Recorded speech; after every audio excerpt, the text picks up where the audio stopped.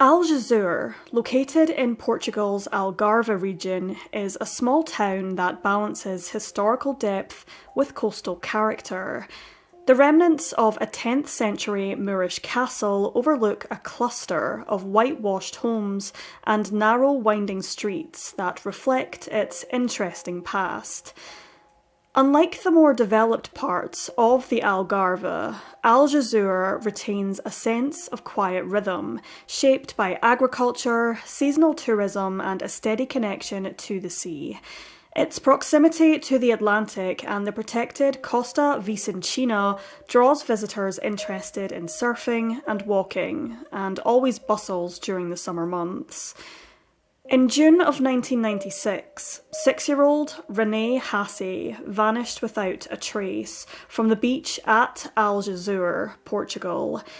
What was presumed for decades to be a tragic accident has resurfaced under a much darker shadow, potentially linked to the same suspect believed to be involved in one of the most high-profile missing persons cases in modern history, that of 3-year-old Madeleine McCann, who vanished from her family's holiday apartment in Portugal of May of 2007, whilst her parents dined at a nearby restaurant. Now, 3 decades later, German authorities have reopened René's case, offering a sliver of hope to a family long deprived of answers. René Hasee, a native of Germany, was vacationing in Portugal with his mother and her partner. On the day of his disappearance, June the 21st of 1996, the family had lunch at a beach restaurant near Amoreiras before strolling down to the nearby coastline to enjoy the beach and ocean views. According to witness accounts, 6-year-old René ran slightly ahead of the adults, a common innocent behaviour for a child excited by their new surroundings. But within moments, he was gone. Shortly afterwards, René's clothes, his shirt and his trousers, were found on the beach. Portuguese authorities quickly assumed, upon arriving at the scene, having been called by René's mother to report him as missing, that he had entered the sea and had accidentally drowned as a result. Sadly, despite thorough searches, no body was ever recovered. The boy's father, Andreas Hasee, who was sceptical of this conclusion at the time, consulted a specialist who confirmed that sea and tide conditions at the time were inconsistent with a possible drowning. Furthermore, Andreas emphasised that René was a careful and cautious boy and was very unlikely to have ventured into the Atlantic Ocean alone. Despite the troubling inconsistencies, the investigation faded into obscurity. While René's disappearance was widely reported in Germany at the time, it did not capture lasting international attention. Unlike the McCann case, it soon slipped from the public eye, leaving his parents with lingering unanswered questions and unhealed wounds. In the years that followed, René's case sadly went cold, with no trace of the little boy having been found, nor any evidence to indicate what fate befell him. Renewed interest in René's case emerged in 2020 following a critical development in the Madeleine McCann investigation. Authorities named a German man, Christian Bruckner, a 43-year-old convicted sex offender with a long criminal history, as the prime suspect in the 2007 disappearance of Madeleine in Praia da Luz, a town roughly 40 kilometres from Algesur. Christian Bruckner's criminal record is extensive, including burglary, the sexual abuse of children, and the brutal rape of a 72-year-old American woman in Portugal in 2005. He lived on and off in the Algarve region between 1995 and 2007, placing him in Portugal during the disappearances of both René Hasee and Madeleine McCann. Bruckner is also under investigation for the disappearance of 5-year-old Inga Gericke, who vanished on May the 2nd of 2015 in Saxony-Anhalt, Germany. Her family had been attending a barbecue in a wooded area when she was last seen walking alone on a path towards a nearby property. Despite large-scale search efforts, no trace of Inga has ever been found. The case itself drew national attention and was even dubbed Germany's Madeleine McCann. Over the years, Bruckner has been linked to several other high-profile cases involving missing or murdered children. In 2020, Bruckner was investigated for the rape and murder of 13-year-old Tristan Brubach, whose mutilated body was found in the pedestrian Liederbach underpass in Höchst, a district of Frankfurt. The crime shocked the nation, and a witness sketch closely resembled a gaunt-looking Bruckner. Despite the attention, no charges have been brought. He is also a suspect in the murder of 16-year-old Carola Tietze, who disappeared whilst on holiday in the Belgian town of De Haan. Her body was later found mutilated in nearby sand dunes. Witnesses had reported seeing her with a German man before her disappearance. Dutch boy Jair Soares vanished without a trace in 1995. Bruckner has also been linked to this case, though specific details of his potential involvement remain vague. Bruckner's name has surfaced in connection with the disappearance of 9-year-old Peggy Nöblich in Germany, but investigators have also not uncovered any solid evidence tying him to the case. He has also been accused of raping Irish woman Hazel Bain in her apartment in Praia da Rocha in Portugal. The assault bore disturbing similarities to the 2005 rape of the American pensioner, for which he was later convicted and sentenced to 7 years in prison. In addition to these individual cases, Bruckner faces multiple other charges relating to the sexual abuse of minors, further underscoring his long and disturbing history of predatory behaviour.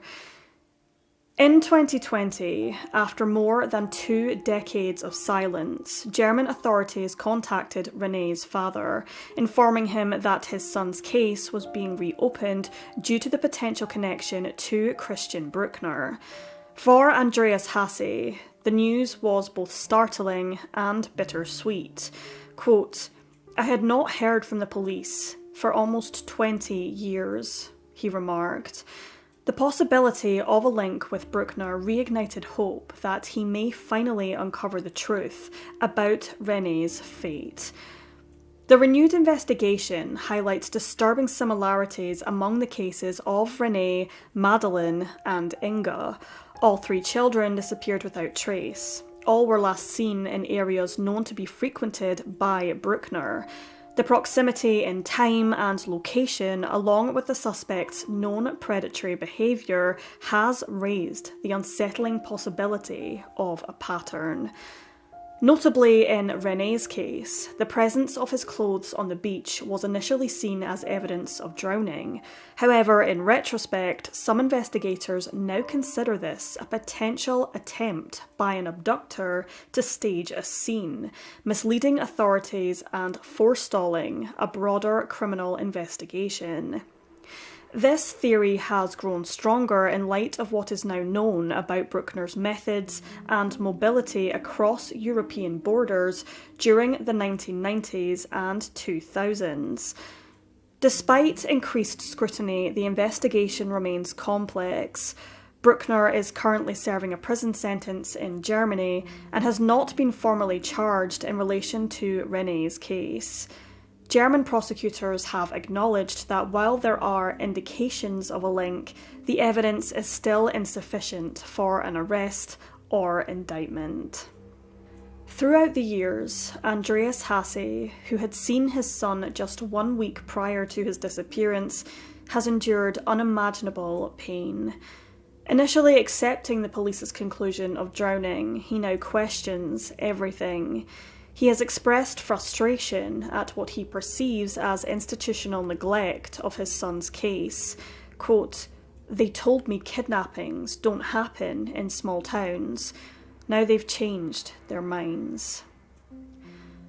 René's grandmother, Irmgard Burbach, also spoke of how she felt after authorities told the family that her grandson's disappearance may be linked to Madeleine McCann's. Quote, "At first we were shocked because at that time no one had really looked for our grandson, but now his fate can be revealed. We are simply curious and shocked to see if something will follow." She continued, quote, "We are glad that René is back on the agenda due to the Maddie case, but we don't know anything yet. The BKA, Bundeskriminalamt, the Federal Criminal Police, hasn't contacted us yet, only our former son-in-law, but I think that's still to come." Andreas has chosen not to meet the McCann family, despite offers arranged by media outlets.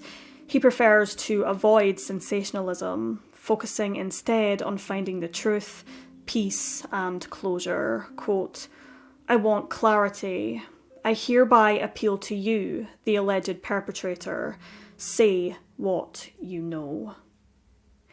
He also laments the systemic failures that allowed someone like Bruckner, despite his long history of abuse, to remain at large for so long. How can it be that he could still walk around with all the offences? The re-examination of René's case represents a broader effort to connect unresolved disappearances across Europe, particularly those with potential links to Christian Bruckner. Yet it also highlights the challenges of cold cases, faded memories, lost evidence, and investigative missteps that may have allowed dangerous individuals to evade justice for decades. For René Hasee's family, and others like them, any answer, however painful, is better than the agony of uncertainty. His grandmother spoke to the media of how René is never far from his loved one's thoughts. Quote, "I'm used to being asked about René. He was also never away from our lives. His little slippers are still where they used to be before his disappearance. I haven't done away with them to this day. My husband is really ill, but we would like to finally get clarity after all these years." René Hasee was 6 years old when he vanished in June of 1996. He was described as Caucasian, with blonde hair and blue-grey eyes.